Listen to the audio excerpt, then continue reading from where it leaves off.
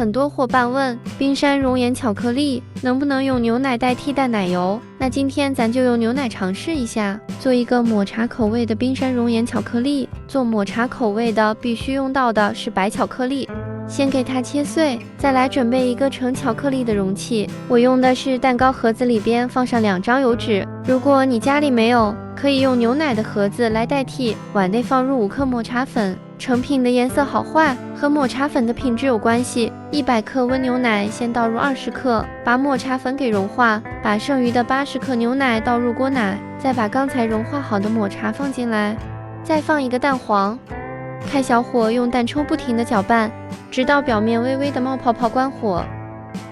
切好的巧克力倒进来，利用牛奶的余温把巧克力搅拌至融化。牛奶和巧克力的比例是1:2，如果用淡奶油可以加到150克，把它倒入刚才的模具内，放冰箱里边冷藏5-6个小时。冷藏好的巧克力已经凝固，把它从盒子里边提出来，撕掉周边的油脂，最后表面再撒上一点抹茶粉。抹茶口味的冰山熔岩巧克力就做好啦。